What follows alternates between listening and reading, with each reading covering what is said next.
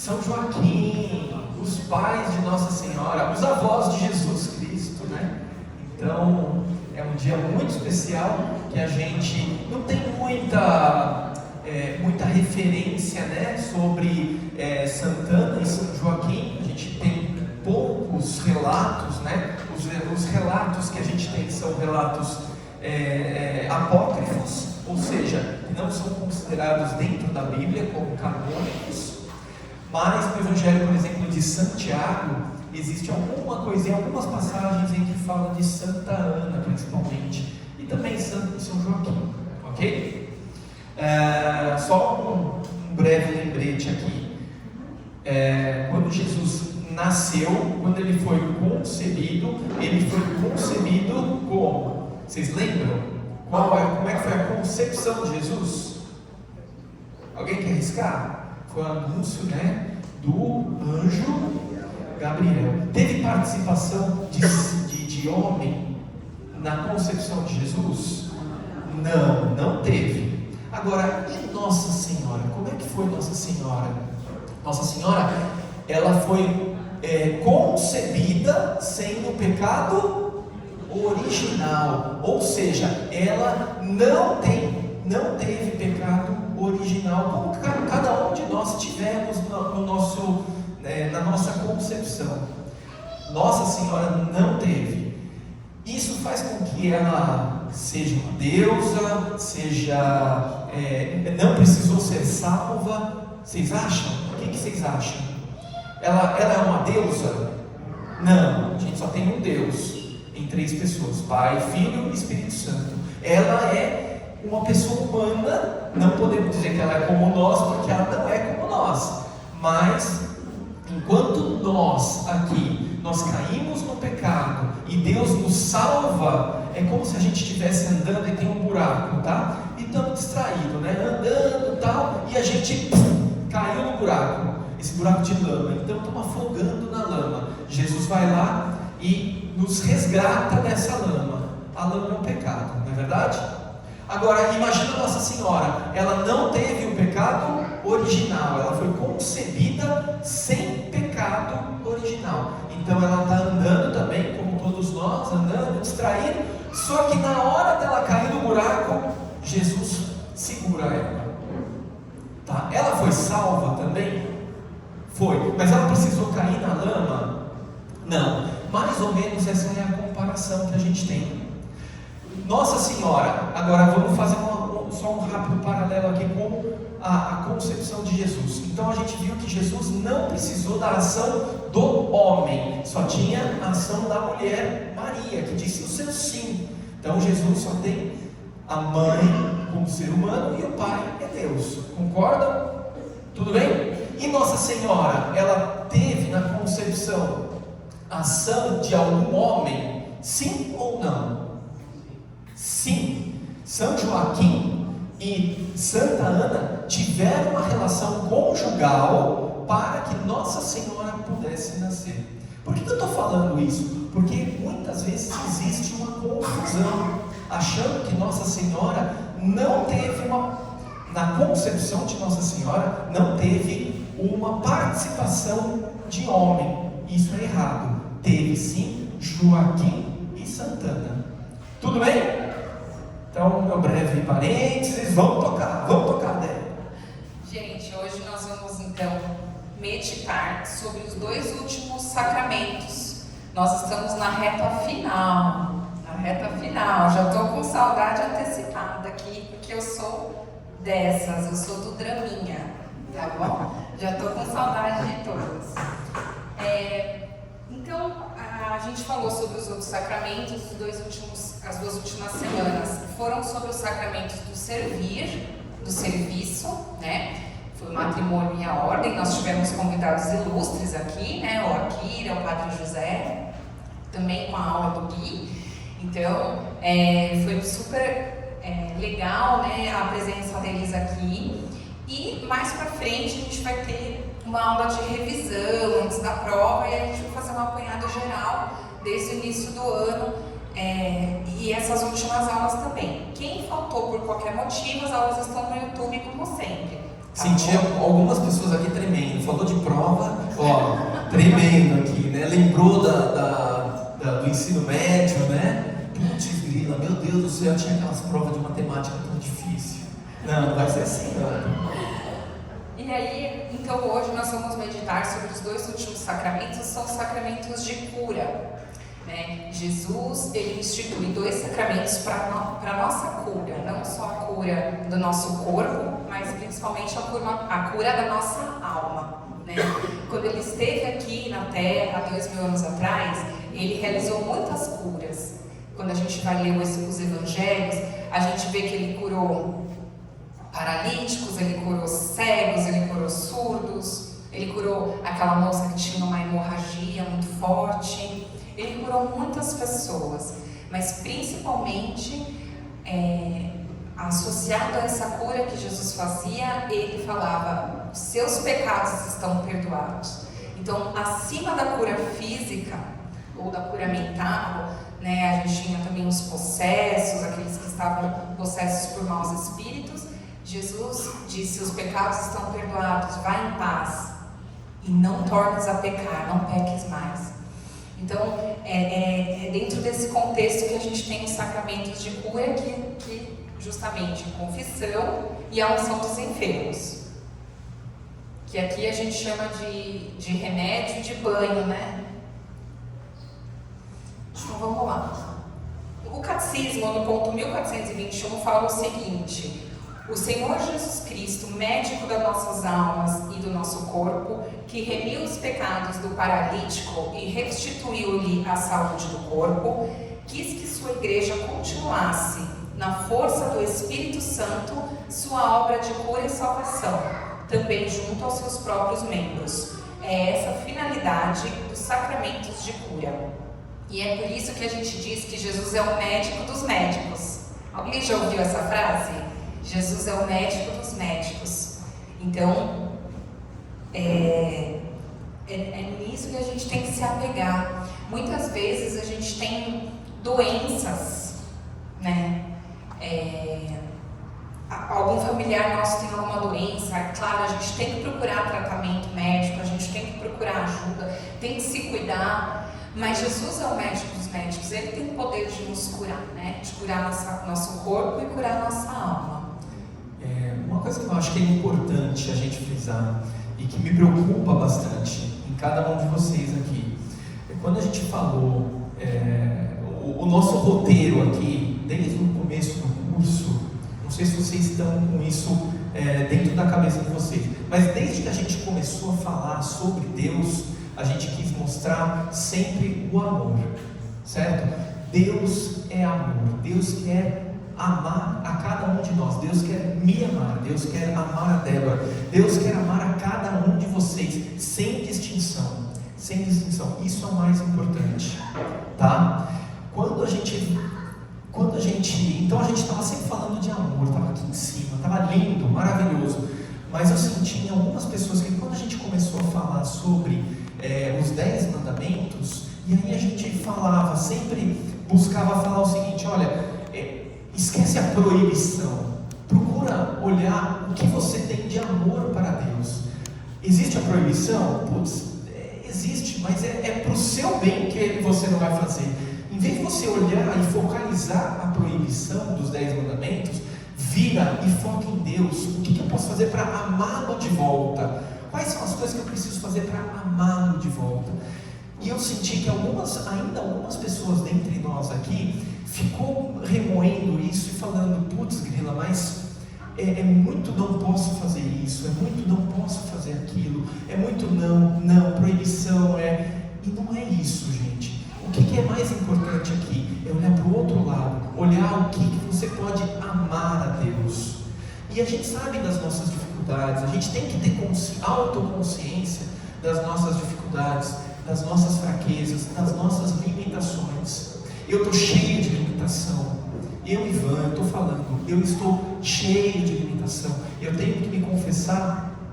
Poderia confessar diariamente que eu teria pecados para confessar diariamente, porque todos os dias eu acabo ofendendo meu Deus, não pela proibição, mas porque eu acabo ofendendo, meu Deus, eu faço coisas que Ele não gosta, que Ele pode não gostar. E Ele não é carrasco, Ele é um Deus de amor e que quer estar conosco, sempre. Ele quer estar conosco.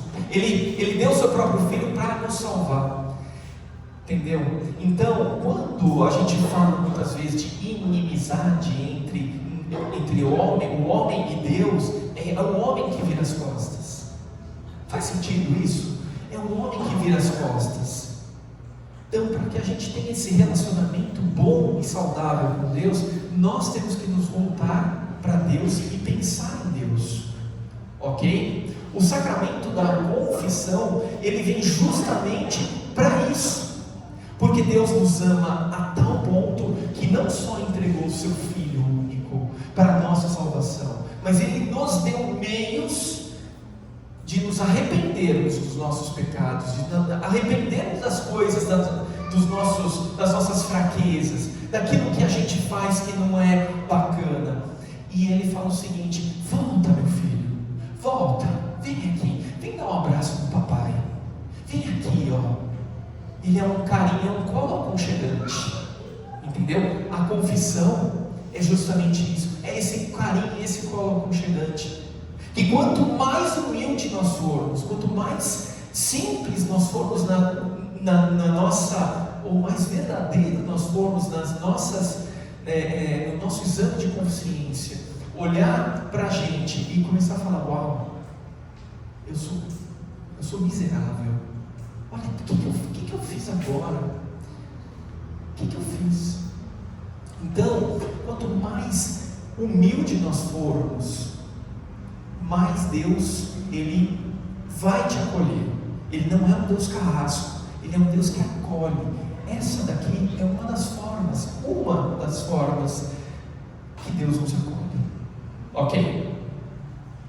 É muito legal isso que o Ivan está falando, porque pessoas que não têm muita caminhada assim na igreja católica criticam a confissão, falam que eu posso me arrepender, me confessar direto com Deus no meu quarto, eu me fecho no meu quarto e eu falo meus pecados para Deus e acabou, eu não preciso falar isso para um padre. Mas vejam, irmãos, a confissão foi esse meio, esse caminho, essa estrada que Jesus, né, Deus Filho, Jesus, quando esteve aqui na terra, Ele que instituiu, é vontade dEle, Ele instituiu, Ele passou isso para os padres, nós vamos falar sobre isso, e Ele ensinou, Ele deixou esse caminho para a igreja, porque Ele sabe o quanto nós somos pequenos, o como nós somos pecadores, o como nós somos falhos e como precisamos dEle. Então, por que eu vou dar murro em ponta de faca? Por que eu vou ficar com orgulho, com o coração fechado, com vergonha de falar para o padre os meus pecados? Por que eu vou fugir desse caminho seguro e aberto que Jesus deixou para nós? Claro, foi a cruz de Jesus que nos perdoa, foi o sacrifício do Senhor que nos perdoa. Nós vemos falando isso ao longo do ano. Mas a forma pela qual a gente consegue aderir a essa misericórdia é a confissão. Então não tenhamos medo, não tenhamos vergonha de nos aproximar do sacerdote, né? É uma crítica que a gente muitas vezes tem, mas são pessoas que não entendem, que não tiveram acesso à riqueza, o porquê que Jesus nos deu a confissão. Então vamos com toda a confiança nos aproximar do confessionário, do padre, né? Vamos entender, muitas vezes a gente nunca, pode ser aqui que nunca tem algum irmão que nunca se confessou, pode ser, que está cheio de perguntas, cheio de dúvidas. Então aqui a ideia é a gente tentar explicar da melhor forma, tá? Bom, para vocês saberem que isso daqui, ele está inclusive nas escrituras, está na Bíblia isso. Então quando Jesus, deixa eu pegar um pointer aqui. Então ó, Jesus está fraca a pilha. Ah, que beleza, vamos no dedo mesmo. Então ó, Jesus institui a confissão em João 20, 22. Jesus soprou sobre eles e lhes disse: recebei o Espírito Santo. Aqueles a quem perdoares o pecado serão perdoados. Aqueles aos quais os pecados forem retidos serão retidos. É Jesus falando isso para Pedro. Pedro, se você perdoar os pecados serão perdoados. Se forem retidos, serão retidos. E isso é muito importante na cultura judaica, porque quem perdoa pecados é Deus. Quem perdoa pecados é Deus. Jesus é Deus, e Ele entrega esse poder, essa autoridade de perdoar os pecados para a sua igreja em nome de Pedro. Quem é Pedro? Primeiro Papa. Então é aqui que vocês vão ver, é nesse contexto que vocês vão ver Jesus entregando a autoridade e sacramentalizando, não existe essa palavra? Transformando em sacramento o perdão dos pecados, ok? E quando vocês estiverem na frente de Pedro, de bispo, de padre, de quem quer que seja, se confessando, vocês não estão confessando para o padre, vocês não estão confessando para o bispo, ou quem quer de autoridade, lógico que seja, vocês estão confessando para o próprio Deus. É Deus quem está lá, é o próprio Deus quem está lá te ouvindo e te perdoando. Eventualmente, se a igreja entender que esses pecados devem ser retidos, esses pecados são retidos. Quer ver um exemplo? Vamos lá. Exemplo fácil. Vocês estão lá na confissão: padre, pequei contra a castidade, tá? Pulei a cerca e a Débora não sabe de nada, pequei, mas eu quero me confessar. Pô, legal, meu filho, quer dizer, legal, não o ato em si de você pular a cerca, pelo amor de Deus, mas você está arrependido, você não quer mais fazer. Não, peraí, é que assim, eu não estou arrependido, eu pequei, mas eu vou continuar. Isso daqui, os pecados seriam retidos. É um caso que pode acontecer de você não ter o seu perdão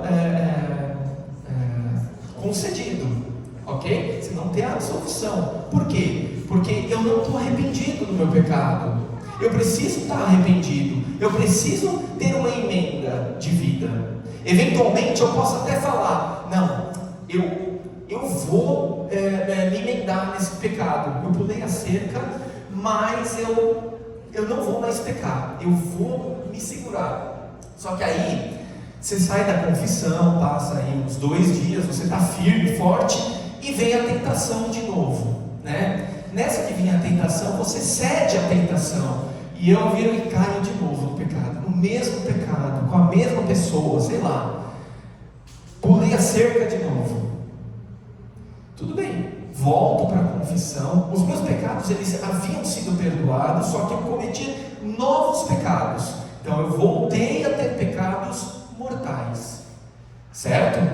Aí eu tenho que voltar para a confissão e me emendar novamente. Então, se você tem propósito firme de não mais pecar, legal, é isso que Deus quer, esse propósito firme de não mais pecar, e uma luta, você tem que lutar durante o seu dia contra o seu pecado, ok? Outro caso que pode acontecer, aliás, há alguns anos atrás, deixa quieto, vamos passo a passo, né? Passo a passo. Vamos lá, próximo. Decorre do sacramento da ordem, né? Mateus 16:19. Eu te darei as chaves do reino dos céus, e o que ligares na terra será ligado nos céus, e o que desligares na terra será desligado nos céus. Voltamos a falar da autoridade que Deus, Jesus Cristo, como Deus, Ele entrega para a a igreja através de Pedro. Ele entrega para Pedro as chaves do céu. O que ligares no céu será ligado, o que ligares na terra será ligado no céu. O que desligares na terra será desligado no céu. Tudo bem? Faz sentido por enquanto? Vejam a importância de um sacerdote. O que é o sacramento da ordem?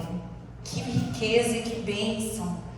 Nós muitas vezes não valorizamos os sacerdotes, os padres, mas olha que bênção, gente, eles nos trazem os sacramentos, né? Então tudo que a gente viu na semana passada sobre a ordem, por exemplo, é graças aos padres que a gente pode se confessar, porque senão, por exemplo, não teria sentido. Jesus instituiria o batismo, então a gente seria batizado, apaga o pecado original e os pecados até aquele momento, amém? Zero HD, né? Que a gente fala, zero HD. E ao longo da nossa vida, que a gente tem as dificuldades, as quedas, as nossas falhas, a gente não ia poder se reconciliar com Deus, a gente ia ser fadado eternamente a ficar naquele pecado mortal, eternamente mesmo, né? Durante essa vida e durante a vida eterna. Então, Jesus, olha que riqueza, através de um sacerdote, ele deu a chave, ele deu essa autoridade. E o sacerdote atua em persona Christi, na pessoa de Jesus, né? Como o Ivan falou, o único que tem o poder de perdoar o pecado é Deus, né? Só que, ao mesmo tempo, é Deus que perdoa, só que a gente, nesse ato de humildade, a gente tem que se reconhecer pecador, e ali, naquele momento, você, cara a cara com o padre, tem que ter essa humildade de falar aquela lista de pecado, aquelas coisas que mais nos envergonham, para um irmão nosso, sacerdote. Puxando rapidinho também essa questão da humildade que a Débora colocou, eu vindo aqui na minha lembrança de infância, inclusive, eu lembro que assim, meu pai, sempre que a gente aprontava alguma coisa na escola, quem não, né? Quem nunca, né? Sempre que a gente aprontava alguma coisa na escola, vinha aqueles bilhetinhos e tudo mais, e meu pai olhava aquilo lá e já me dava aquele esporro, né? Nossa Senhora, via a estrela só no esporro dele. Mas aí, eu sei que alguns conselhos que ele me dava, que eram muito interessantes, né? Ele virava falava o seguinte para mim: olha, você vai fazer o seguinte, você vai chegar no dia seguinte, amanhã de manhã, a primeira coisa que você vai fazer, vai chegar lá no teu professor e vai pedir desculpas para ele. Vai virar assim: olha, eu errei, eu estava errado e eu quero te pedir desculpas pelo meu erro. Mas pai, pelo amor de Deus, eu não tive culpa, não fui eu, foi fulano, foi Beltrano, sei lá. Eu sempre tinha alguma justificativa, e muitas vezes poderia até ser de verdade, mas meu pai virava: não interessa, eu quero que você vá lá e peça desculpas com humildade. E eu chegava e eu era obediente, né? Era obediente. Esse zoinho verde aí engana quem, né? Zoinho verde aí. Obediente nada. Aí eu chegava lá e pedia desculpas para o professor. O professor estava com o olhar dele era de raiva para mim quando eu chegava. Sabe? Aquela coisa assim, quero te pegar, vou pegar aquela prova, vai ser aquela prova. E eu chegava e falava: professor, me desculpa, eu errei, fiz besteira e eu prometo que eu não vou melhorar, eu vou fazer um esforço. Sabe aquele coração duro do professor? Eu começava a mantegar assim, sabe? Ele olhava assim: bom, vai pro teu canto, tá perdoado. É a mesma coisa o que acontece com o coração de Deus. Se no coração de um professor, por exemplo, endurecido, acontece ele consegue derreter o coração com um ato de humildade. Imagina o que acontece com Deus, que já é um mantegão por você. Deus é mantegão por você. E aí quando você vem e fala: Senhor, me desculpa, me perdoa pelo meu erro, pela minha falta, por aquilo que eu fiz. Deus, ele se derrete por você. Então é uma dica: seja humilde com Deus, seja verdadeiro e humilde com Deus. Ok? O catecismo fala também de que o próprio Jesus nos chama a conversão.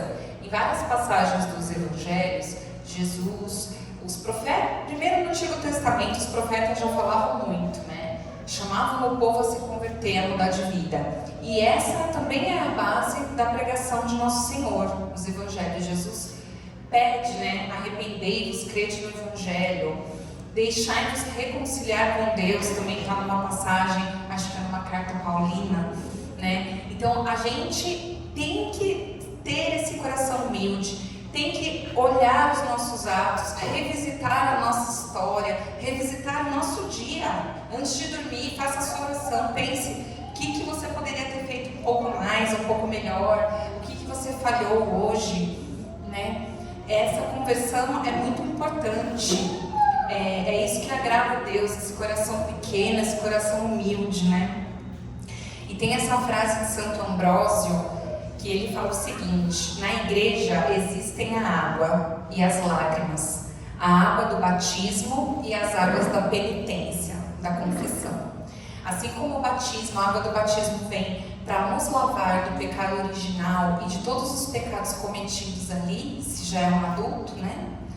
As lágrimas, né? As nossas lágrimas da nossa alma de arrependimento vêm nos lavar. É por isso que a penitência também é considerada esse sacramento da reconciliação, porque a gente se reconcilia com Deus.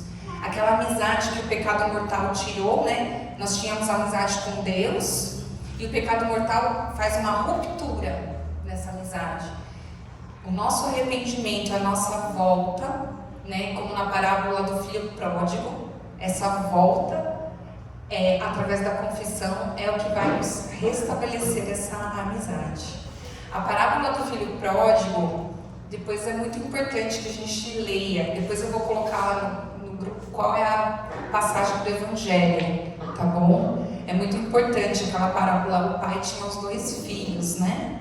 E aí um deles, o mais novo, pede a sua parte da herança com o pai vivo. Então imagina, né? Você é pai, seu filho, você nem morreu, teu filho já está querendo a parte dele. Ele pega aquela parte da herança, vai pro mundão e ó, meus filhos faz. Youtuber.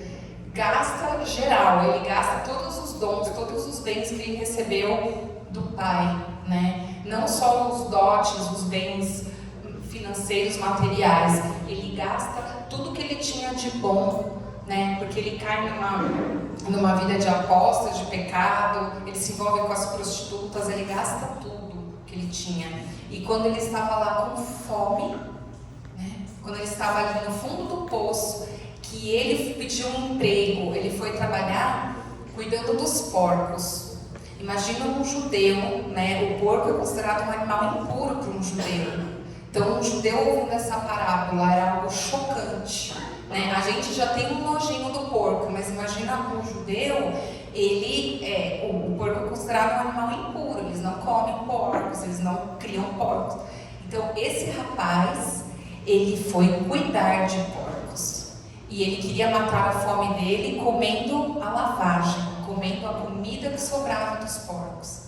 E aí a fome fez ele pensar: na casa de meu pai ninguém passa fome, então eu vou voltar e vou pedir para ele me tratar não como um filho, porque eu desperdicei essa condição de filho. Vou pedir para ele me tratar como um empregado. E aí ele volta. É esse caminho de conversão. Ele estava nesse sentido, nesse mundão, nessa vida errada, e ele se converte, ele volta. Quando ele chega na casa do pai, cadê o pai? Onde ele estava? Estava ali, ó, na porta, na janela, esperando. E quando ele vê o filho chegando lá do fundo, o pai vai correr no seu encontro, abre os braços e abraça esse filho. E o filho fala: me trata como um dos seus empregados, eu não mereço nada, eu só quero trabalhar para o Senhor para não passar mais fome. E esse pai não quer nem saber do que o filho está falando. O pai o aceita de volta como filho, como herdeiro, como legítimo filho dele. Ele dá um anel, ele dá sandália, ele dá roupas novas, ele restitui toda a dignidade daquele filho que ele perdeu. É isso que a confissão faz com a gente, entende? A gente se afasta de Deus pela nossa vontade, mas quando a gente volta, o Pai está lá na janela, Ele está lá no portão, esperando a gente. Aí Ele vê a gente de longe, Ele já vai correndo nos abraçar. A confissão restabelece essa nossa dignidade, limpa a nossa alma. Então é o centro da fé católica, é a confissão e a Eucaristia. Confissão e Eucaristia, confissão e Eucaristia, quanto mais melhor. Aprecie sem moderação, entendeu? Se joga, aprecia mesmo, porque é o centro da nossa fé.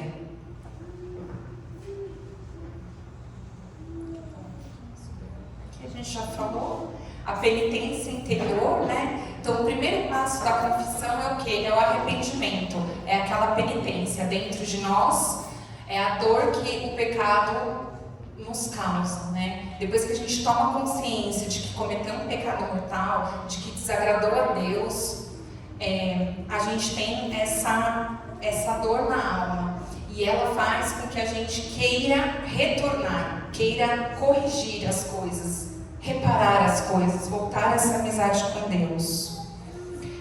E também ela tem que trazer essa decisão de mudança de vida, porque senão isso não é um arrependimento, isso é cara de pau.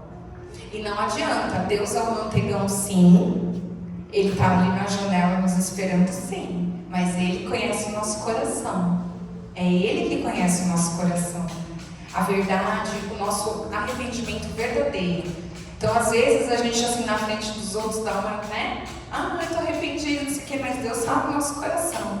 Às vezes a gente parece aquele gato de bota, sabe, do Shrek? Que abre os olhão assim, né?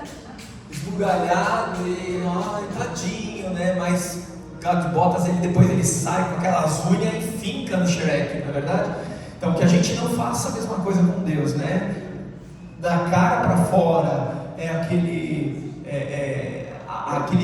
gato de botas, mas lá dentro, no fundo, ele está querendo o quê? Ele não tem esse arrependimento, né? Ele não tem essa humildade e essa docilidade toda que ele está apresentando. Ele vai lá e ataca pelas costas. Com Deus a gente não tem como enganar, não tem como ser gato de botas, ok? Porque Ele conhece, Ele sonda o nosso coração. Tudo bem? E muitas vezes, às vezes a gente não tem esse arrependimento ainda. A gente sabe que aquilo é errado, mas a gente ainda não está arrependido. Isso acontece também na nossa caminhada. A gente tem que pedir para Deus o dom. Reza, põe na tua oração: Senhor, eu quero me arrepender, eu quero me converter, me ajuda. Eu não consigo, eu sou fraca, eu preciso da sua ajuda. Então a gente pedindo, Deus vai derramar esse dom. E nesse caso, o arrependimento que a Débora está comentando aqui é aquela dor de você machucar Deus, é aquela dor de você machucar uma pessoa amada, não é verdade? Essa dor, porque quando você toma a decisão, é isso que vale para Deus. Olha, muitas vezes eu não tenho a dor de fazer o pecado, porque estava até gostoso, eu sei que eu desagradei a Deus, mas estava gostoso aquele pecado que eu estava participando. Eu não estou sentindo dor, mas o meu arrependimento, ele tem que partir de uma decisão, antes da dor. A dor ela pode acompanhar para te ajudar, mas ela parte principalmente de uma decisão que você toma. Olha, eu sei que eu estou desagradando a Deus, apesar de estar muito gostoso estar participando desse pecado aqui, mas eu estou desagradando a Deus. A minha decisão, o meu arrependimento, ele parte da minha decisão, de um ato consciente, um ato racional. Eu vou deixar de fazer isso, apesar da vontade, apesar do gostosinho que é esse pecado, e vou voltar para Deus. Faz sentido isso? Então vamos lá. Quais são os atos, as etapas para a gente fazer uma boa confissão? Uma confissão válida, uma confissão regular e que vai trazer frutos para a nossa alma, que a gente vai poder se aproveitar, tirar ótimos proveitos dela.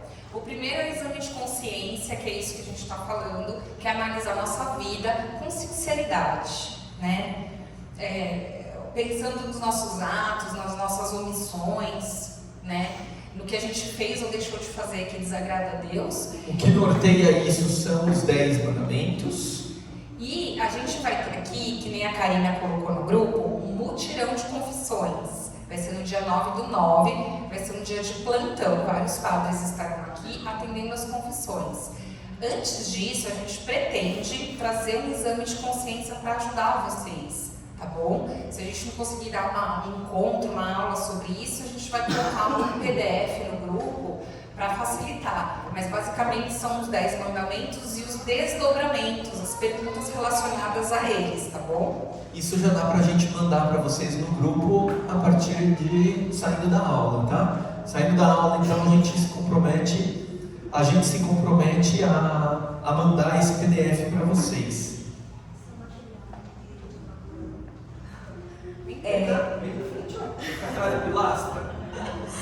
Não, eu estou mostrando para o Ivan o material que a igreja preparou falando sobre a confissão, né? Então, ali onde você anota as intenções da missa, sempre tem esse folhetinho, tem na secretaria. Então, é um folhetinho com os 10 mandamentos, onde fala o exame de consciência e mostra todo o preparo aí para esse sacramento. Genial.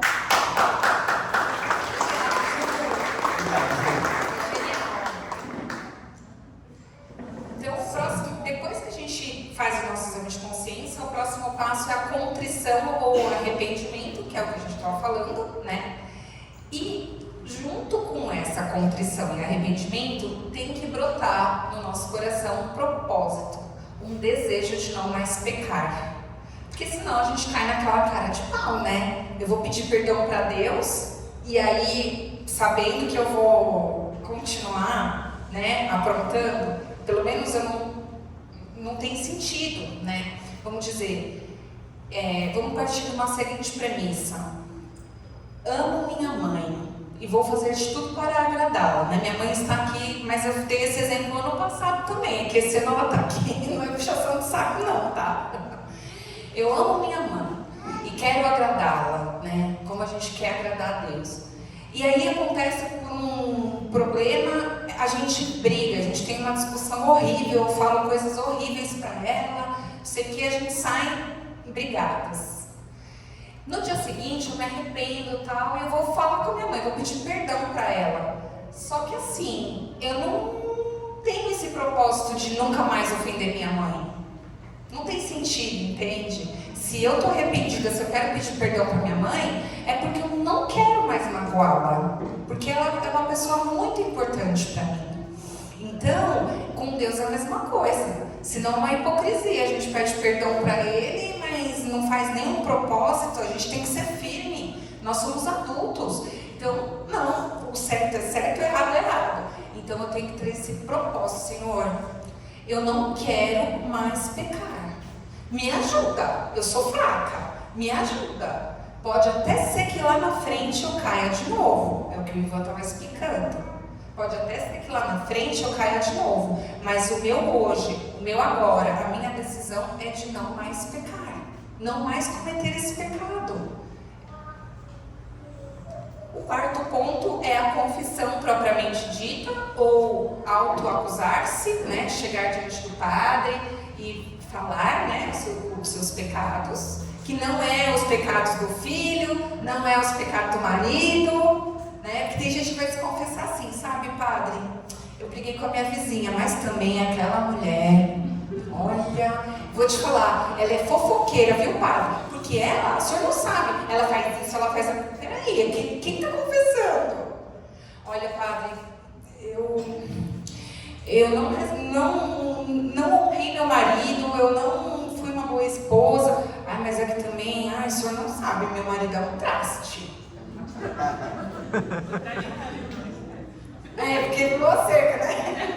Ai, que horror. Verdade, pulei a cerca. Então, assim, a confissão é minha, eu tenho que falar os meus pecados, sem rodeio, sem desculpinha, sem mimimi. Eu tenho que me acusar diante de Deus, né? E o quinto ponto é a satisfação, que é o quê? O padre, no final que ele está te atendendo, ele vai te dar uma penitência, que a gente chama, reza 3 Ave Marias, reza um credo, reza um terço para Nossa Senhora. Essa é a satisfação, é a parte que a gente cumpre a nossa penitência. Amém? Paga o que a gente deve, né? Eventualmente, dentro desses 5, isso aqui é bem simplificado, o essencial para uma boa confissão. Mas eventualmente o padre, ele pode estar com tempo, e a gente, graças a Deus, tem padres aqui maravilhosos que atendem e escutam com uma delicadeza excelente. Nossos padres são nota 10, e eles fazem o quê? Eles ouvem aquilo que você tem de pecado, e depois eles podem te dar uma direção espiritual, ou seja, ele vai te indicar caminhos, ele vai te dar conselhos. Isso é o que a gente chama de direção espiritual. Pode estar atrelado a uma confissão ou não. O padre pode simplesmente ouvir os seus pecados e falar o seguinte: olha, eu te absolvo então dos seus pecados, em nome do Pai, do Filho e do Espírito Santo, vai em paz. Com isso, vocês têm a certeza, e aí eu falo que vocês têm que ter a certeza de que foram perdoados. Cumpriu? Fez o exame de consciência direitinho? Aqui? Fiz.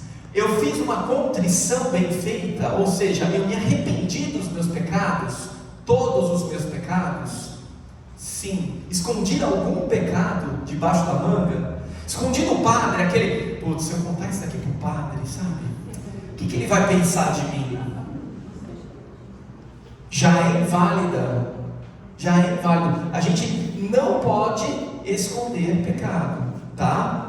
Não pode esconder propositalmente. Se for uma coisa que, putz, eu esqueci, e se for sinceramente, eu esqueci de comentar isso, ou então eu não sabia que isso daqui era pecado, tudo bem, você está perdoado, você não tem problema nenhum. Agora vamos supor a questão que eu cometi aqui, né? Vamos supor, pulei a cerca. Ih, meu Deus, se eu contar isso aí para o padre, o que ele vai pensar de mim? Ai, meu Deus do céu, ele me conhece a minha esposa, conhece a mãe da minha esposa, o pai da minha esposa, conhece todo mundo. Como é que vai ficar? Nesse aí, se eu esconder propositadamente esse meu pecado, eu não estou perdoado. Por mais que o padre vire e fale o seguinte, porque às vezes o padre está na ignorância de não conhecer a tua vida, e ele vira: não, os seus pecados estão perdoados, mas você sabe, e Deus sabe, que você não contou tudo, que eu, Ivan, não contei tudo. Então esses pecados, além de não terem sido perdoados, eu acrescentei um a mais, que é um pecado contra as coisas sacras de Deus, né? É um sacrilégio, ou seja, é um pecado de sacrilégio que eu estou cometendo, porque eu estou abusando de Deus. Vocês entenderam? Então, além dessa confissão não ser válida, ela faz um mal para mim, porque ela é um sacrilégio. Essa confissão é um sacrilégio. Então, quando eu conto, quando eu omito de propósito um pecado que eu tenho consciência, né? Ou quando eu não estou com o propósito de me emendar, de melhorar de vida, mudar de vida, essa confissão já é um pecado. Só que eu pulei uma parte aqui que eu acho que é importante, né? Volta um slide só, depois você entra nesse de volta. Aí, então vamos lá. Você fez um exame de consciência bem feito? Fiz. Ato de contrição, você teve arrependimento do que você fez? Você tomou aquela decisão, não vou mais fazer? Você teve um propósito de não mais pecar? Fiz. A tua confissão, a tua autoacusação na frente do sacerdote aconteceu de forma total, ampla? Aconteceu, falei tudo para ele. Você cumpriu a satisfação, que eventualmente o padre no final vai virar e falar o seguinte: olha, reze 3 Pai Nosso, 3 Ave Maria e tudo mais. Sim, emende. Você fez também, beleza. A partir desse momento, HD zerado, vocês não têm mais pecado. A tua cabeça pode até falar: putz, eu continuo com essa dor aqui de ter pecado. Eu conheço pessoas que estão há muitas décadas confessando o mesmo pecado. Não precisa. Uma vez que você confessou, se arrependeu, está dentro do propósito, não está mais pecando, aquele esquece do pecado. É objetivo. Lembra? O que é o sacramento? Sacramento é um sinal visível do que acontece no invisível. Se está acontecendo aquilo lá, é objetivo o negócio. Você não tem mais pecado. Não precisa trazer os fantasmas a vida inteira. Acabou. Faz sentido? Não precisa carregar mais esse peso do pecado junto com você. Às vezes a gente está assim, nunca se confessou ou está muitos anos sem se confessar. Então essa confissão vai ser um pouquinho mais longa, né? Vai ser um pouquinho mais longa. Por exemplo, um adulto de 30, 40 anos que nunca confessou e vai se confessar, a nossa sugestão é, em casa, faça um exame de consciência, tranquilos, em clima de oração, e anota, irmão. Anota, porque a nossa memória é um traste. A minha memória me trai direto. Então assim, anota no celular, anota na listinha lá, entendeu? Compra caneta, porque vai gastar caneta. Vai gastar, entendeu? Vai gastar papel, Mas anota. Chega na hora lá da confissão, você lê, entendeu? É muito mais tranquilo, você vai ficar mais tranquilo, você vai ler ali diante do padre e pronto. Isso é uma sugestão, não é obrigado. Mas, porque tem gente que, imagina, eu tô há 20 anos sem me confessar. Não adianta falar, faz o exame de consciência na fila da confissão ali. Não dá, gente. Entendeu? A gente vai fazer bem feitinho. Então, assim, faz com antecedência, anota, faz em clima de oração. Vocês vão ver, vai fazer bem para todo mundo. Você se confessar e se esquecer do pecado, não lembrar mais. Amém. Estou no próximo slide, não esquecer. Tá, Se você esqueceu sem querer, tá na misericórdia de Deus, hein? Amém? Esquecer sem querer, né? A gente Amém. só esquece sem querer, né? Tá na misericórdia. Rapidinho, André. Então, a minha dúvida vai um pouco no sentido dele, é o seguinte: eu esqueci, eu confessei, e mais tarde, naquele dia, eu lembrei de novo. Eu tenho que incluir esse pecado que eu lembrei na próxima? Isso, bem lembrado. Então eu esqueci, falei com o padre. Quando eu saí do confessionário, falei, putz, esqueci. E fui sincero, eu esqueci. Quantas vezes já aconteceu isso comigo? Ó, milhares. Esqueci de contar esse pecado. Eu estou perdoado? Estou. Você deve se confessar desse pecado da próxima vez? Sim. Faça depois. Não precisa ser, volta para o confessionário agora. Não precisa. Pode comungar, fica tranquilo. Fica tranquilo. Na próxima vez que você voltar para o confessionário, só não espera 3 anos para voltar, né? Lógico. Mas na próxima vez que você voltar para o confessionário, você coloca esse pecado e acabou. Esquece. Aí sim, esquece de uma vez, hein? Esquece de uma vez. Você ia fazer uma pergunta também, né? Já esqueceu? Anota. Vocês entenderam? Anota.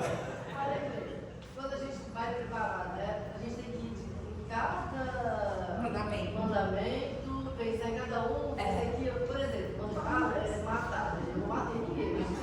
Matar tem que ser. Você mata quando você fala mal de uma pessoa. Perfeito. Os 10 mandamentos, eles vão te nortear para você saber como fazer o exame de consciência. Mas os 10 mandamentos, vocês viram que a gente fez em 2 aulas, mas poderia fazer em 4, em 6, em 8, porque tem uma série de desdobramento. Só para vocês terem uma ideia, o Guia Vivian que falaram isso no ano passado. Quando a gente pega o catecismo, cento e não sei quantas páginas, quase 200 páginas é para falar sobre 10 mandamentos e os desdobramentos dos 10 mandamentos. Então, quando a gente mandar um PDF, terminando essa aula, a gente manda um PDF para vocês, a gente já manda esse PDF já com desdobramento. É igual tá aqui no panfleto, a letra é pequenininha para poder caber, tá? Mas tem um desdobramento e tem coisas muito práticas do dia a dia que a gente vai olhar e vai falar. Pergunta que a gente olha e fala, putz, isso daqui eu fiz, eu faço todo dia. Esse outro aqui não, esse daqui eu tenho certeza que não. Então Então é coisa objetiva. Você, sei lá, você Expôs alguém ao ridículo. expôs alguém ao ridículo, né? Você humilhou alguém, sei lá, são coisas práticas, tá bom? Que você vai encontrar aqui. Então você olha e você consegue fazer um bom exame de consciência, ok? Então, assim, confessar-se pelo menos uma vez ao ano é um mandamento da igreja, a gente já viu. Porém, a gente sabe, né, na nossa vida, regularmente a gente tem que se confessar. Eu não vou falar quanto tempo cada um, a consciência de cada um vai dizer de quanto em quanto tempo, tá? Mas regularmente, e uma vez só, talvez seja pouco. Talvez seja mais importante a gente recuperar essa amizade com Deus, né? Como ele não tem um caráter indelével, a gente pode e deve repetir quantas vezes for necessário, né? E, olha só, gente, aqui é bem importante. Quem tem consciência de ter cometido um pecado mortal, não deve receber a Sagrada Comunhão.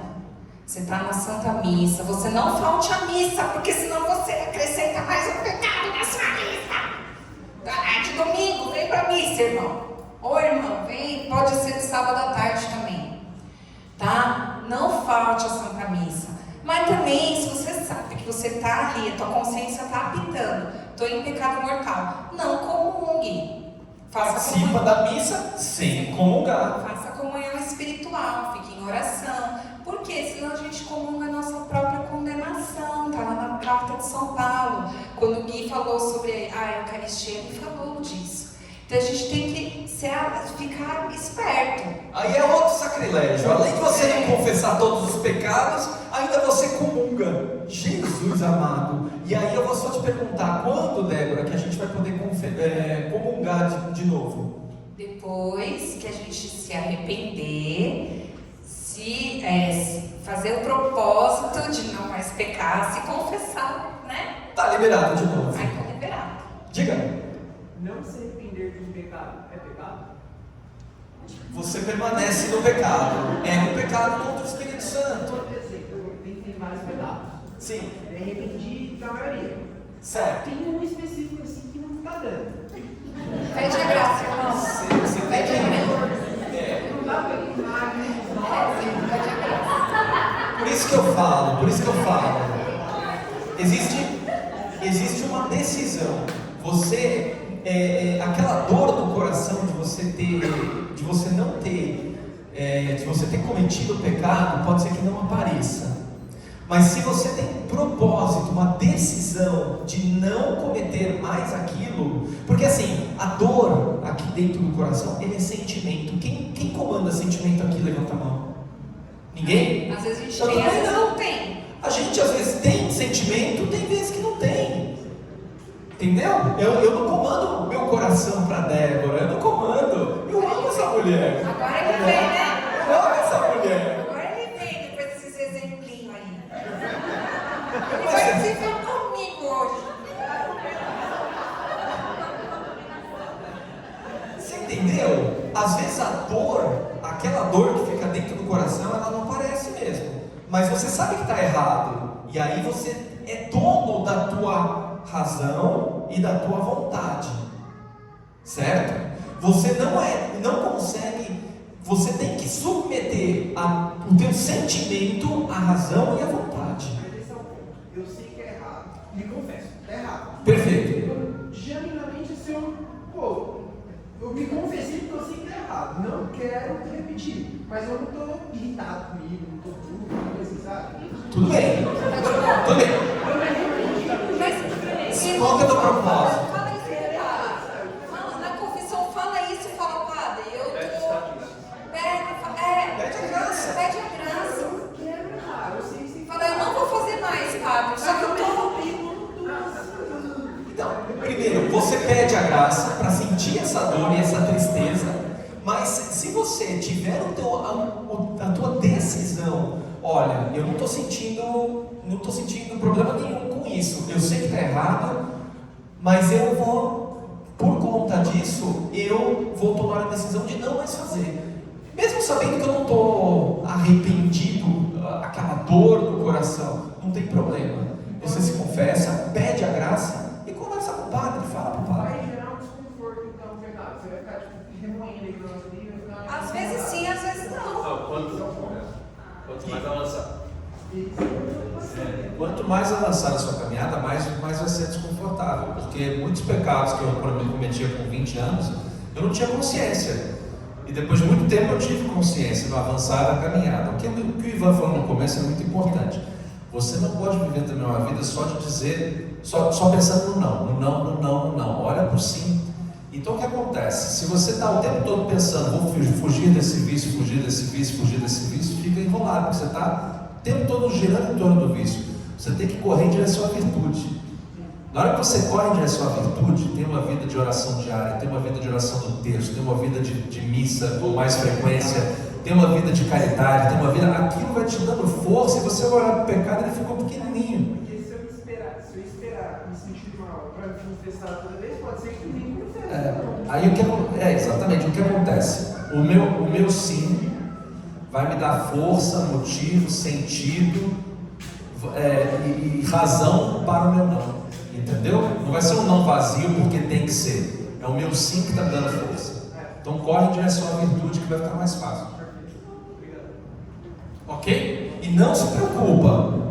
Se o padre te perdoou e você está com o teu propósito tudo em dia de não mais pecar, você está perdoado, rapaz. Fica tranquilo. Pergunta. Eu tenho uma dúvida. Muitos aqui têm a batismo. Tá. Quem não tem batismo tem que se confessar ou o batismo? Ótima pergunta. Quem não tem batismo aqui que vai se batizar, levanta a mão, por favor. Olha que maravilha. Oh, glória. Glória a Deus.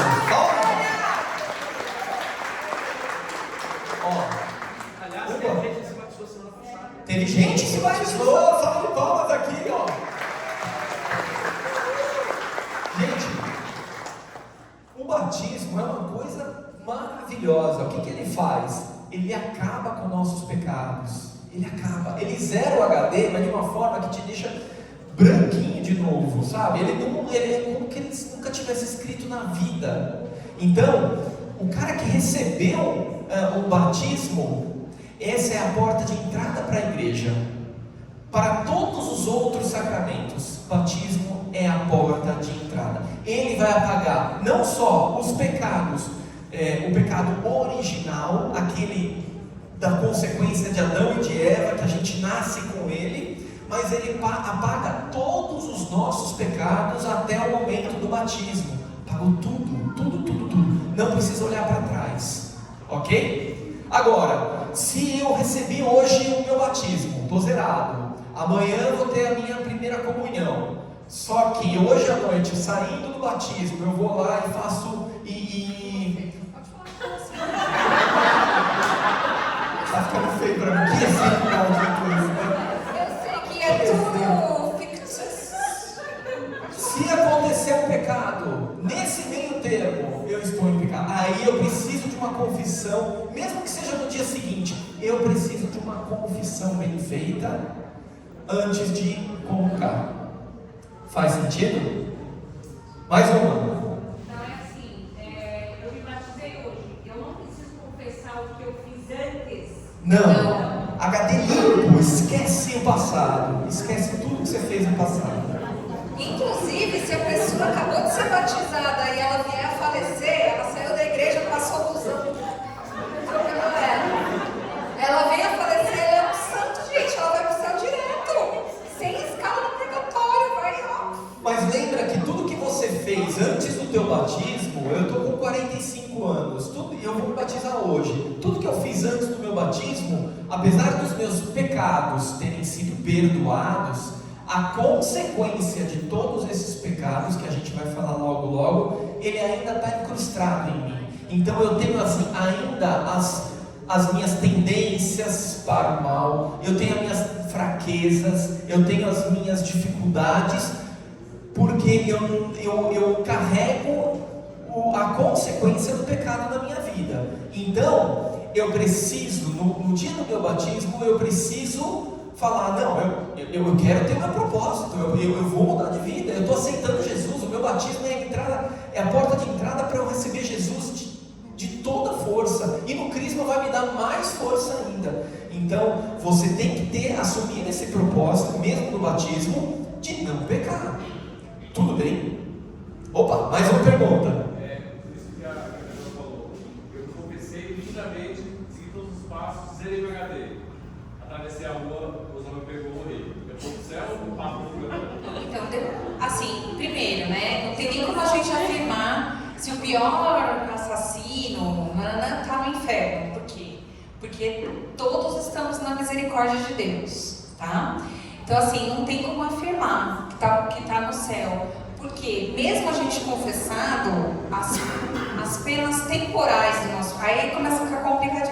Assim, o nosso pecado, ele tem uma pena eterna e uma pena temporal. A pena eterna, ela é apagada, mas a pena temporal, ela continua. Então, por isso que a gente tem que fazer jejum, penitência, a gente tem que buscar as indulgências. E aí... Porque elas sim vão abatendo a pena temporal. Imagina que eu tenho uma parede bem linda assim, aí eu pego um prego, pego um martelo na parede e pau! Na testa. Na testa da parede, olha, gente. O que acontece? Esse é o pecado. Vamos dizer, a confissão eu vou tirar o prego, tá bom? Amém? Com a confissão eu tiro o prego, mas o buraco na parede ficou lá. Tem que passar a nossa corrida, né? O buraco. Então, assim, a confissão tira esse prego, mas deixa ainda aquela pena temporal. Então, se a pessoa ela se confessou, mas ela ainda tem penas temporais para abater, ela vai provavelmente, tá? Ela vai para o purgatório, lá para purificar das penas temporais. Mas isso é importante você lembrar, porque assim, é uma passagem. O purgatório já é céu. Quando você está no purgatório, significa que você já está salvo, entendeu? Você só vai purificar aquilo que está precisando, você só vai lapidar aquilo que não deu tempo de lapidar, mas você está salvo, ok? Sobre isso daqui que a Débora estava falando, penas temporais e penas eternas, né? Então a confissão, ela falou, ela limpa a tua pena eterna, e você tem ainda as penas temporais, tá? Imagina o seguinte, você tem um filho pequenininho e você vira para o teu filho e fala o seguinte, você bota uma panela no fogo, né? E a panela está quente lá, borbulhando no fogo, e aí você vira para o teu filho e fala o seguinte, olha, você não chega perto dessa panela. Por quê? Porque ele vai tentar escalar, né? E vai acontecer o quê? Vira a panela em cima dele. Não chega perto do fogo, não chega perto. Só que você vai lá no descuido e vai tomar banho, vai assistir Ana Maria Braga, sei lá o que você vai fazer. E deixa a criança, esqueceu da criança lá. A criança malandrinha, ela vai, começa a escalar a pia, e aí ela pega justamente aonde? No cabo da panela. E ela vira toda nela, não é verdade? E aí o que acontece? Ela se queima, queima o bracinho e fica cheia de bolha, não é verdade? É uma dó, dá uma dó. Aí leva para o médico, cuida, trata, né? Só que ela chega toda com o braço enfaixado, lá no hospital ainda, e a criança vira e fala o seguinte, mamãe, me desculpa porque eu desobedeci você. Papai, me desculpa porque eu desobedeci você. E aí o papai vira, e a mamãe vira e fala o seguinte, claro, eu te desculpo, você está perdoado. E realmente está perdoado, porque é teu filho, não é verdade? Só que o perdão diminuiu a bolha no braço da queimadura? Não diminuiu, tá? A criança está perdoada. A pena eterna de ter desobedecido a mãe e o pai foi perdoada, mas ela tem as consequências. As consequências são o braço dela, que pode ser que ela vai ter que curar, vai ter que tratar, vai botar remédio, vai botar gás, vai passar pomada, não é verdade? Até curar. O que são esses remédios, gás e tudo mais? A pena que é temporal, né, que é o braço machucado, você vai fazer o quê? Vai fazer oração, vai fazer jejum, vai fazer penitência. É o remédio para curar esse braço da criança. Faz sentido? Gente, acabou a bateria. Marido, Eu tenho bateria. eu coloquei aí. Aqui, ó. Quem pode receber o sacramento, né? Então é aquele todo batizado, né? Aquele que não é batizado não precisa se confessar. Então todo aquele que é batizado, que atingiu a idade da razão, que tem consciência dos seus atos, pode e deve se confessar. E quem é que ministra esse sacramento? Quem é que ouve as confissões? Os padres e os bispos, tá?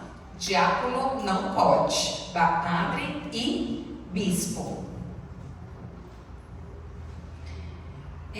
Uma coisa importante é o segredo de confissão, é o sigilo sacramental. Muitas pessoas também falam, não me sinto confortável, não me confesso, porque depois o padre vai contar para todo mundo os meus pecados. O que ele vai achar de mim, né? Não, mas aí, além disso, assim, o padre vai contar os meus pecados para alguém. O padre vai contar para Débora que o Ivan pulou a cerca, entendeu? É mais ou menos isso. Ele não pode, gente, o sacerdote tem um dever de guardar um segredo.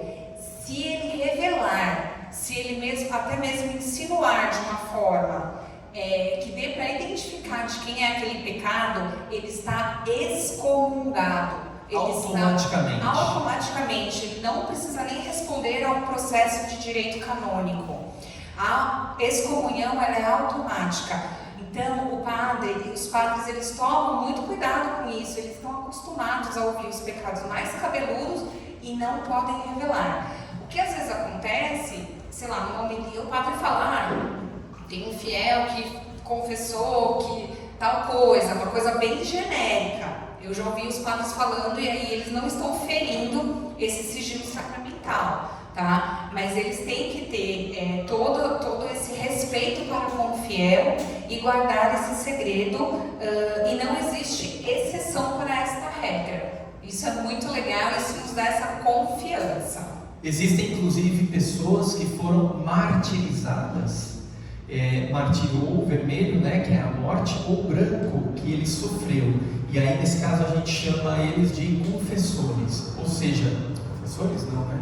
Esqueci. Eu acho que é confessor, né? Por quê? Porque eles foram pressionados até o ponto de dar a vida para revelar um segredo de confissão, e eles deram a vida, eles não entregaram o segredo de confissão, de tão sério que é isso. Eles dão a vida por conta disso.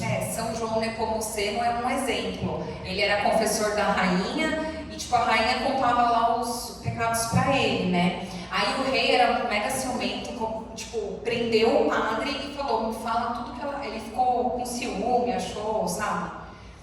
E aí ele falou, me fala aí e tal, eu vou te prender, eu vou te matar, você tem que me falar tudo que ela confessou. E aí ele não falou. E isso aconteceu lá em Praga, né? Não sei, em 1200 e pouco. E aí o rei matou São João. Então ele foi mártir para não revelar o segredo de confissão. Diga. Isso inclui até crimes, né? Se um crime muito pesado que a pessoa cometeu, o padre não pode falar, eu vou solucionar o crime. Ele não pode solucionar crime. Exatamente. Então ele, assim, mesmo que um juiz mande uma intimação, que ele sabe, atendeu o bandido da luz roxa lá, sei lá, atendeu lá, né, uma pessoa, um criminoso, e o padre está sabendo, o padre não pode revelar, tá? Por que tudo isso? Para te dar segurança.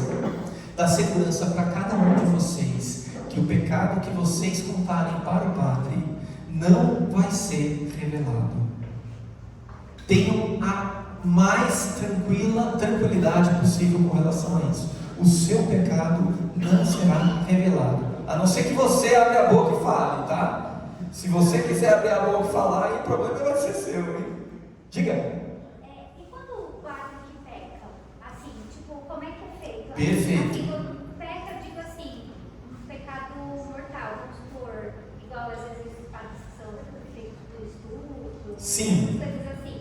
Além deles terem a pena, normal, assim, vai para o juiz, é preso, e dentro da igreja, como é que é? Boa pergunta. O padre, ele é uma pessoa como qualquer um de nós, passível de erros e acertos. ele pode também ter pecados tão cabeludos quanto esse que você está falando, ele pode ter pecados tão cabeludos como os nossos aqui no dia a dia, certo? Como é que ele vai lidar com isso? A parte de legislação, ele vai se ver com a justiça, tá? Mas se ele está arrependido do que ele fez, né? E de repente o pecado não entra no âmbito jurídico, não precisa entrar na justiça. Os meus pecados, eu tenho muitos pecados mortais que não precisam entrar na justiça. Eu com Deus mesmo, né? Então, o padre ele vai também se confessar, e frequentemente, tá? Com frequência, ele vai procurar outro padre, colega dele, e vai se confessar. Olha, padre, me atende a confissão. Inclusive bispo, inclusive papa. Quantas vezes, tem uma história inclusive, que não sei se foi o Gui que contou, ou a Débora que contou para mim recentemente, do Papa João Paulo II, que ele encontrou 2 padres, né, numa audiência. Um desses padres, ele era mendigo, ele tinha praticamente deixado o sacerdócio dele, ele era mendigo, e o outro padre convidou ele: não, vem comigo, eu vou te ajudar, né, eu vou te resgatar, vamos conversar lá com o Papa, eu tenho uma audiência com ele. Quando chegou, foi alguma coisa assim, não foi exatamente assim, mas o Papa, ele quis conversar com esse padre mendigo, porque uma vez padre, sempre padre. O Papa chamou esse mendigo, ele restabeleceu a ordem para o mendigo e virou assim: agora me atende em confissão. Um padre mendigo que atendeu a confissão do Papa João Paulo II. Então, João Paulo II também se confessava, Bento XVI também se confessava, Francisco, Papa Francisco também se confessa até hoje. Eles se confessam todo ano. Mas na Semana Santa, na missa solene, o Papa até sai e vai se confessar. Exatamente, o Papa Francisco fez isso, não é verdade? Ele faz isso, essa exposição ele faz uma vez por ano, né? Mas ele se confessa com a mesma frequência ou até mais frequência do que a gente. Ele se confessa uma vez a cada 15 dias, uma vez a cada mês, sei lá quanto, mas ele se confessa também. Mas é a regra do ano. É a regra. A regra é pelo menos uma vez por ano se confessar. Eu tenho certeza que ele se confessa. Ele se confessa muito mais. Tipo, uma vez por semana. Ele se confessa muito mais. Gente, eu pulei uma parte que fala sobre o rito da confissão, que é tipo, você chega, as etapas. Vamos deixar pro dia perto do mutirão, tá bom? Porque não vai dar tempo hoje. Os efeitos da confissão, então, é aquilo que a gente conversou. Restabelece a amizade com Deus, que a gente perdeu com o pecado mortal, nos reconcilia com a igreja. Se a igreja é o corpo de Cristo, nós, enquanto membros, né, desse corpo, nós temos que estar em comunhão. A nossa comunhão, nós estamos inseridos de volta à igreja quando a gente se confessa, né? A ressurreição espiritual. Quantas vezes a gente está mergulhado no pecado, ali, precisando dessa limpeza espiritual, e depois que a gente se confessa, a gente sai, parece que está leve. Não sei, quem já teve essa sensação de sair leve de uma confissão? Parece que está pisando na nuvem. É físico. É físico. A gente sai assim com essa tranquilidade, essa consolação espiritual muito grande. O fiel se reconcilia consigo mesmo, tá? Então, Nosso Senhor pensou em tudo isso, gente. Olha que bênção. Ele recebe forças espirituais para continuar no combate, na luta. Muitas vezes a gente confessa até pecados veniais, até os pecados leves a gente pode confessar também, tá? Porque isso vai nos dando força para nossa alma, para a gente continuar lutando. Devolve os méritos das boas obras feitas. Às vezes a gente faz muita caridade, mas tem muito pecado. E aí o mérito dessa caridade, dessa obra não vem em nosso benefício. Quando a gente se confessa, esses méritos das obras de misericórdia, da caridade, eles podem ser aplicados para a nossa alma ou para alguém que a gente dedique, né? Falar, Senhor, essa caridade que eu fiz, eu quero dedicar para o meu avô que está doente, enfim, tá? A gente pode fazer isso.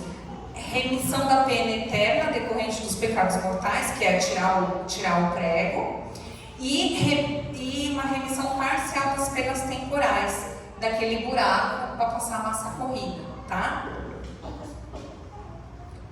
Então é isso, gente. Os pecados mortais são apagados aqui com confissão e os veniais no ato penitencial da missa.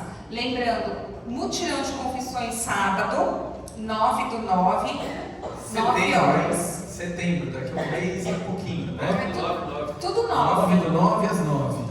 Ivanildo, unção dos enfermos em 5 minutos, valendo. Então vamos lá, já que sobrou, a gente, é lógico que a confissão ela é mais importante nessa nossa alma, né? Mas a gente desequilibrou bastante porque estamos a passos de tartaruga, né? No dia de hoje, eu avisei, né? Então agora a gente vai ter que dar uma acelerada. Então o que é? Bom, agora a gente vai falar sobre a unção dos enfermos. Diga antes. Uma pergunta rápida. Se quisesse confessar antes do 9/9, pode? Pode. Pode. Nossa, pode como deve. E deve. Quem puder, pode e deve, tá bom? Bora lá. Maravilha. Então, unção dos enfermos. Antigamente, tinha aquele peso de falar que era a extrema unção. Alguém já ouviu esse termo? Já faz uns 30 anos que não é mais usado. Graças a Deus. Porque fala de extrema unção, o pessoal treme, né? Ai, porque é morte, né? E na verdade não. A unção dos enfermos é um sacramento que você vai, a igreja administra no fiel para que ele possa ganhar força espiritual para enfrentar uma enfermidade, né? Ele vai ganhar essa força para enfrentar uma enfermidade, um momento de perigo, enfim, qualquer coisa. Pode ser que essa pessoa faleça? Pode, porque dependendo da enfermidade, ela pode ser que faleça sim, mas a alma da pessoa, que é o mais importante para Cristo, lembra que Cristo fazia os milagres físicos, mas antes de fazer os milagres físicos, naquele aleijado que desceu do teto com a padiola, a primeira coisa que ele falou: seus pecados estão perdoados, porque para Deus a alma vale mais do que o corpo. Mais vale você entrar no céu sem um braço, sem um olho, do que morrer, passar a sua eternidade no inferno com 2 olhos, 2 braços, perfeito. Então, para Deus é mais importante a sua alma, né? Então, quando você ganha a unção dos enfermos, você está ajudando a sua alma. Pode ser que aconteça de você, passei por isso aqui e ganhei força para fisicamente sair dessa. Ótimo, maravilha, é um plus a mais, é muito bom. E aí você tem a alma fortificada, mas o corpo também. Mas isso daí não é só para momentos em que a pessoa, vou morrer, tá? A Débora mesmo, ela teve 2 gravidezes é plural, é isso? 2 gestações. Melhorou? Obrigado. Antes do parto. E teve 2 cirurgias já, 3 cirurgias. E a gente correu atrás de unção dos enfermos. Não foi todas que ela fez a unção dos enfermos, porque algumas delas pegou a gente desprevenido. Mas ela já tem alguma coleção aí, viu? Ela tem uns carimbinhos lá em casa de todas as unções do enfermo. Muitas pessoas, às vezes a gente tem assim um parente que está na UTI, que está internado, enfim. Aí a gente fala, vou chamar o padre para dar unção dos enfermos.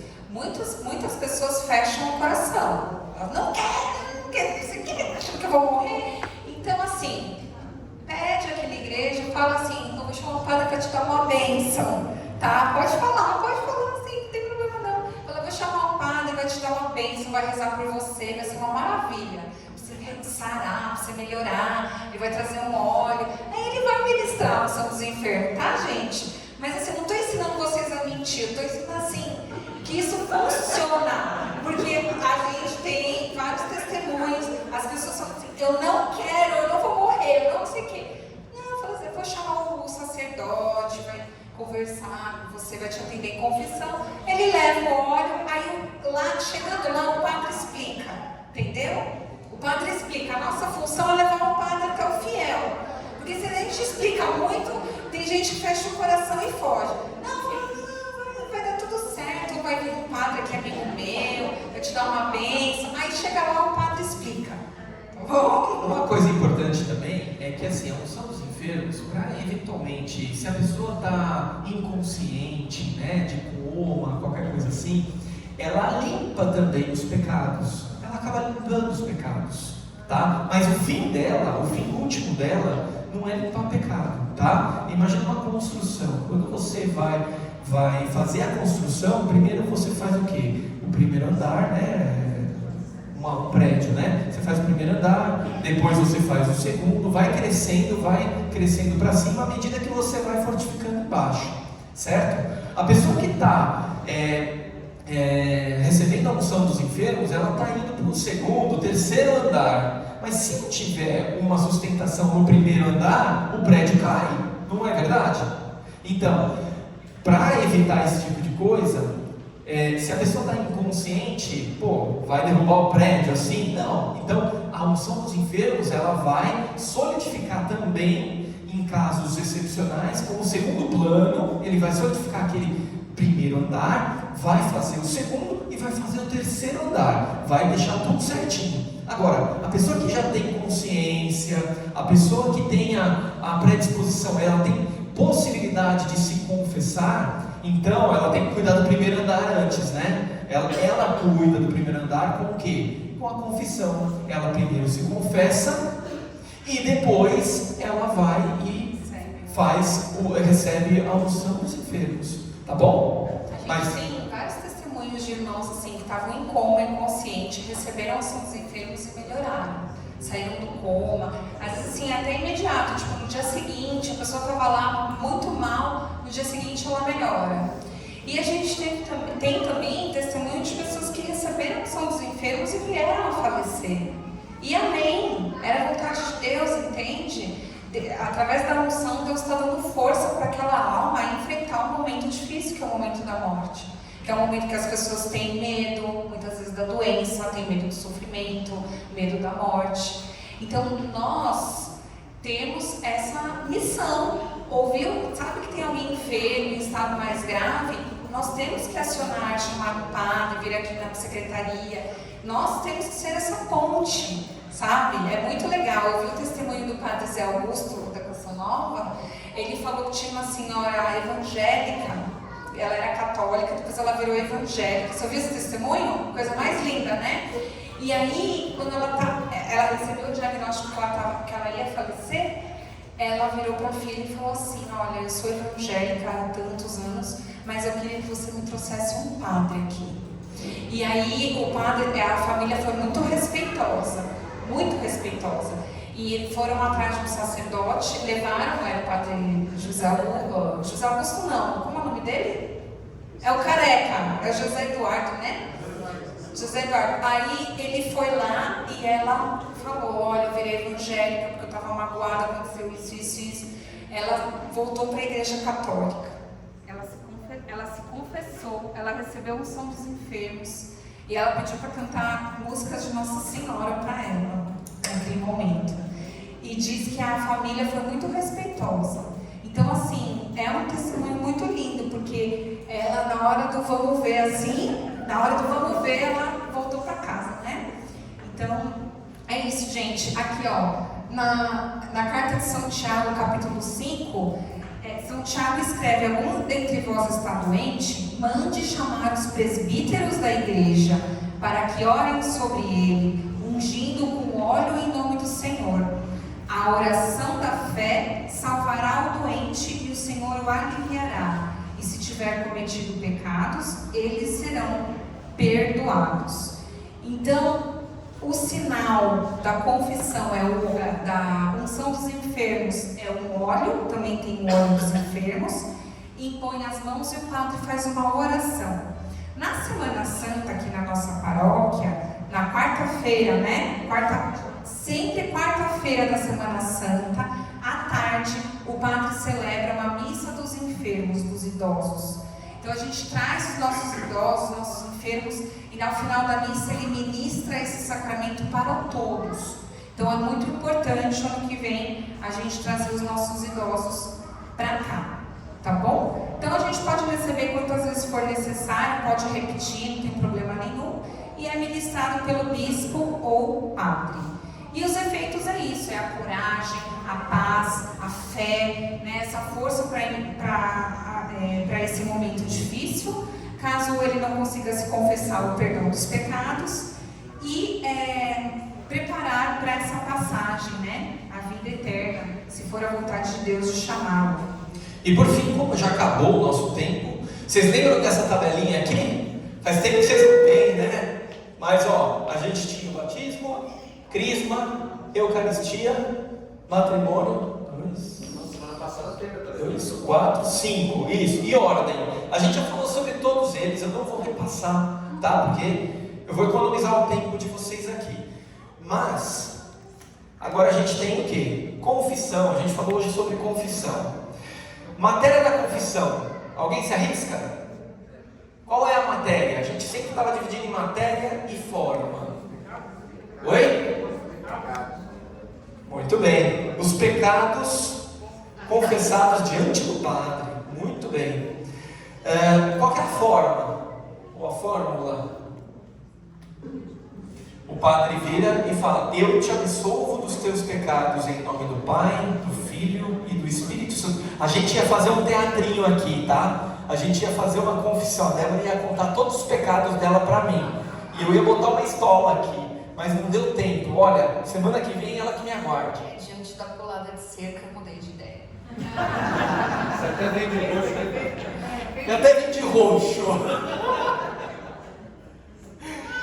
Aqui, ó, quem pode ministrar? Bispo e padre. E qual é a graça? Perdão dos pecados, devolve a graça santificante, é um remédio espiritual. Tudo bem? Está mais alto esse microfone, né? Deixa eu afastar um pouco. E unção dos enfermos. Matéria da unção dos enfermos. Alguém se lembra? Débora falou, hein? O óleo dos enfermos. E a fórmula? A fórmula, por esta unção, por esta santa unção, que o Senhor te perdoe dos pecados que fizeste pela... Aí a unção, ela é ministrada nos olhos, na boca, no ouvido, nas mãos e tudo mais. Ok? Quem pode ministrar? Padre e bispo. Lembra? Falou padre, lembra do bispo. O bispo tem tudo. Ele é poderoso. Ele tem tudo. E qual é a graça dele? Que é a graça recebida? Prepara nossa alma para ir para o céu. Apaga os pecados veniais, as imperfeições e até os pecados mortais. Reanima o corpo doente. Ok? Pessoal, como já deu o horário, eu queria perguntar para vocês: tem alguma dúvida? Muitas, né? Tá martelando aqui na cabeça, né? Gente, vocês podem mandar as dúvidas pelo WhatsApp. Nós temos, hoje a Nossa Senhora não vai ser sorteada. Por quê? Porque o nosso irmão José Ribamar, não sei se vocês lembram, ele já tinha sido sorteado e ele cedeu a vez para um outro sorteio porque ele estava numa viagem. E aí agora ele retornou, então ele vai merecido, ele vai levar Nossa Senhora. Olha lá!